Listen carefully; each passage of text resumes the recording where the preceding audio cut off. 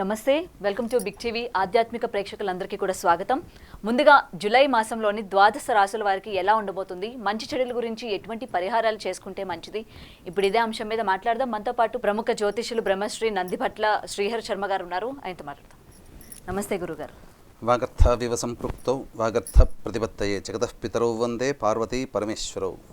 సదాశివసమారంభాం శంకరాచార్య మధ్యమాం అస్మదాచార్య పర్యంతం వందే గురు పరంపరాం. ఆదిత్యాయ చ సోమాయ మంగళాయ బుధాయ చ గురు శుక్ర శనిభ్యశ్చ రాహవే కేతవే నమః.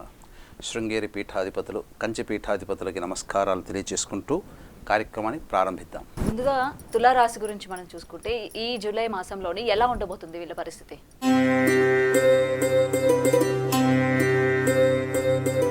జూలై మాసంలో తులారాశి వారికి ఏ విధంగా ఉండబోతుందో తెలుసుకునే ముందు ఈ జూలై మాసంలో ఉండేటువంటి గ్రహ సంచారాన్ని మనం తెలుసుకుందాం. వ్యయస్థానంలో కేతువు, అలాగే షష్టమ స్థానం ముందు రాహువు, అలాగే పంచమ స్థానం ముందు శని వక్రీకరించి స్థితి పొంది ఉండడం, అష్టమ స్థానంలో గురు కుజుల యొక్క కలయిక, అలాగే దశమ స్థానంలో శుక్రుడు 6వ తారీఖు నుంచి, రవి 16వ తారీఖు నుంచి, బుధుడు 19వ తారీఖు నుంచి దశమ స్థానంలో స్థితి పొంది ఉండడం వెరసి చూసినట్లయితే యోగకారకమైనటువంటి స్థితిగతులు ఈ యొక్క తులారాశి వారికి ఉంటాయని చెప్పవచ్చు.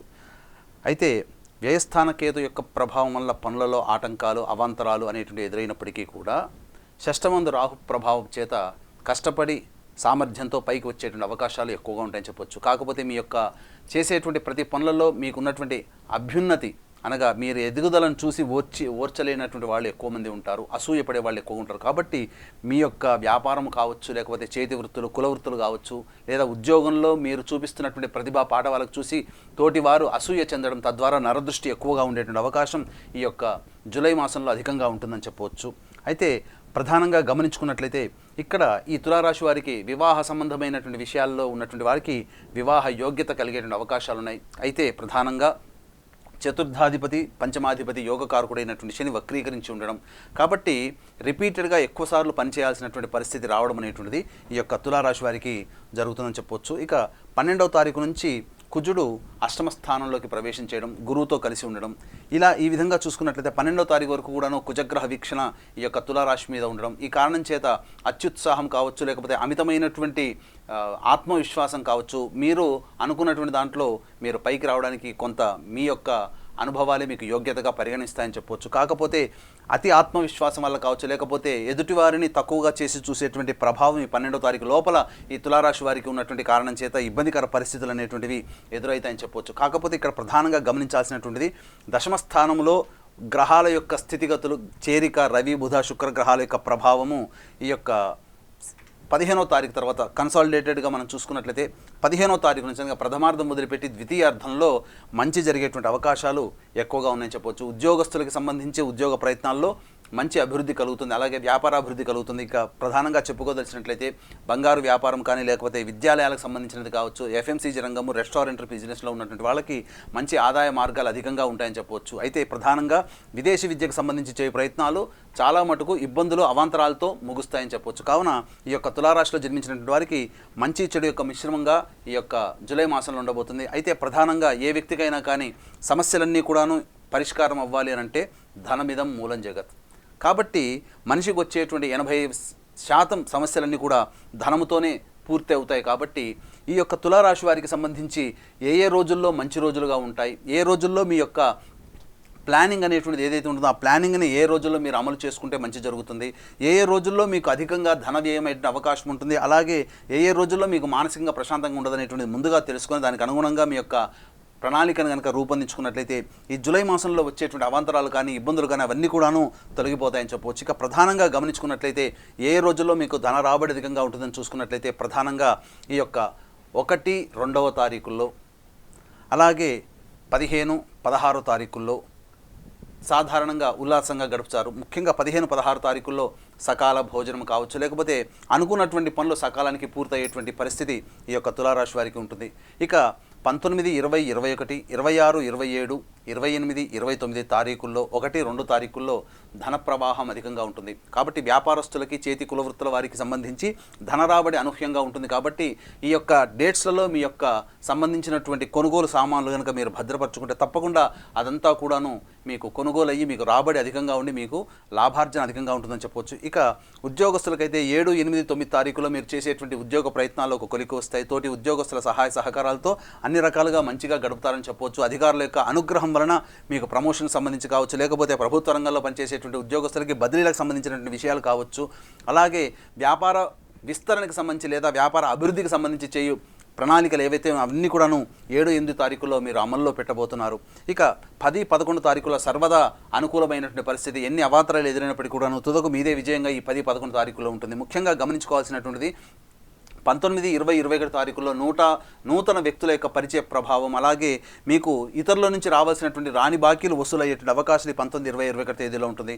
ముఖ్యంగా 26, 27, 28, 29, 1, 2 తారీఖుల్లో మీకు ధన రాబడి అధికంగా ఉంటుంది. కాబట్టి జాగ్రత్తగా మీ యొక్క సంబంధించినటువంటి ఖర్చులు, ఆదాయాలు మీరు ప్లానింగ్ ప్రకారం చేసుకుంటే చక్కగా ఉంటుంది. అయితే ఇప్పటివరకు మంచి గురించే మనం చెప్పుకున్నాం. ఈ యొక్క తులారాశి వారికి సంబంధించి ఏ రోజుల్లో ఇబ్బందికరంగా మారుతున్నాయని చెప్పిన చూసుకున్నట్లయితే 17, 18 తారీఖుల్లో కుటుంబపరమైనటువంటి చిక్కులు కానీ, కుటుంబ వ్యక్తుల మధ్య ఇబ్బందులు కానీ తలెత్తేటువంటి అవకాశాలు ఉంటాయని చెప్పవచ్చు. అయితే 22, 23 తారీఖుల్లో గృహోపకరణాలకు సంబంధించినటువంటి అధిక మొత్తంలో వ్యయం చేయాల్సినటువంటి పరిస్థితులు ఎదురవుతాయి. గృహంలో మరమ్మతులు చేపడతారు. తల్లిగారి ఆరోగ్యం పట్ల జాగ్రత్త వహించాల్సినటువంటి పరిస్థితి.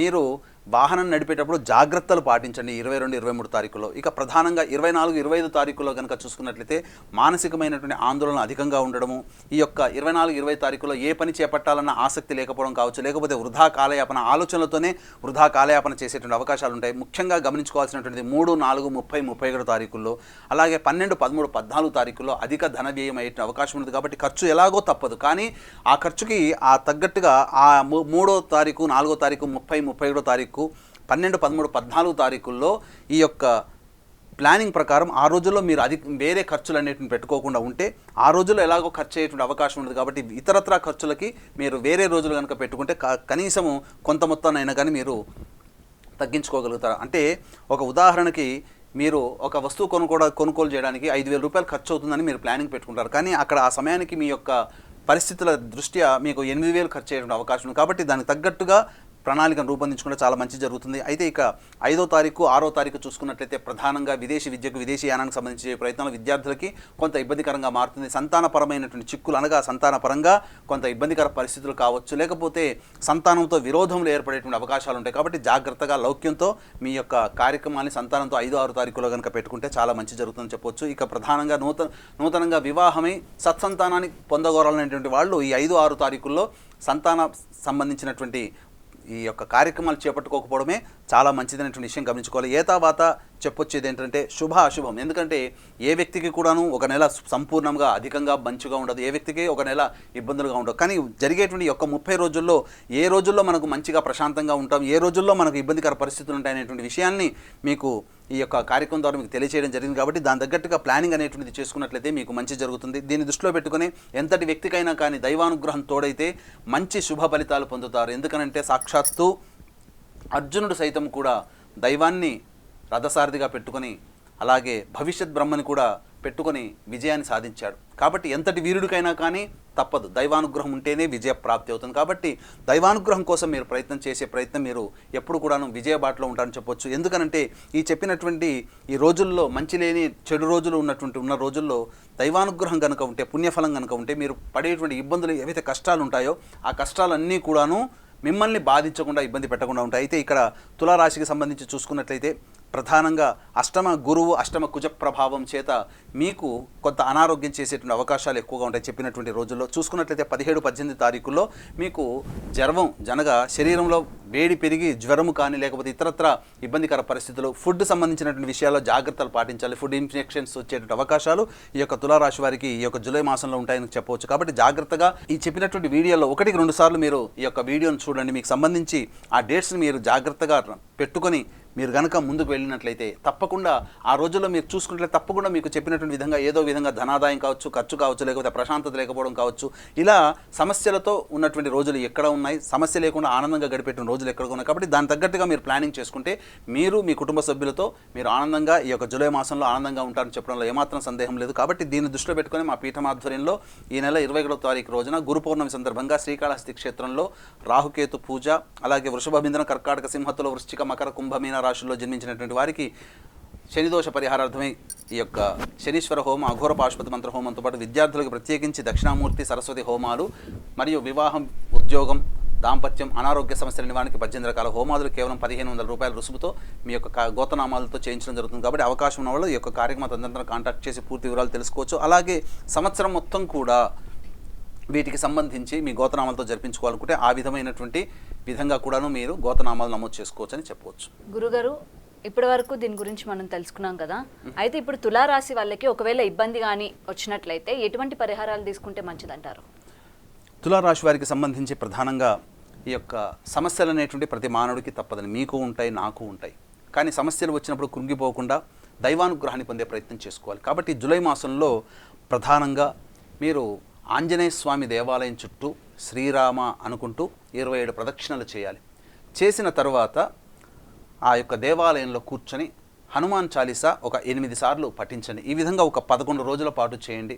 ఈ 11 రోజులలో మంగళవారం వచ్చినప్పుడు తమలపాకుల మాల, శనివారం వచ్చినప్పుడు చిల్లి లేనటువంటి మినపబడమాల మీరు ఆ యొక్క ఆంజనేయ స్వామికి సమర్పించినట్లయితే ఈ జూలై మాసంలో మీరు ఏది కోరుకుంటారో లేదా ఏదైతే మీరు భవిష్యత్తులో మీకు బాధలు కలుగుతాయో ఆ యొక్క భవిష్యత్ బ్రహ్మ ఈ ఆంజనేయ స్వామి వారు మీకు వెన్నంటి ఉండి మీకున్నటువంటి సమస్యల్ని, ఈ జూలై మాసంలో వచ్చే సమస్యల్ని పరిష్కరిస్తాడు అని చెప్పడంలో ఏమాత్రం సందేహం లేదు. ధన్యవాదాలు గురువుగారు. అయితే ప్రేక్షకులందరూ కూడా విన్నారు కదా, గురువుగారు తులారాశికి సంబంధించి ఎటువంటి పరిహారాలు చేయాలి, ఎటువంటి దేవాలయాన్ని సందర్శించాలి అనేది ప్రతిదీ కూడా చెప్పారు కదా. సో వాటన్నిటిని కూడా తప్పకుండా పాటిస్తారని ఆశిస్తున్నాం.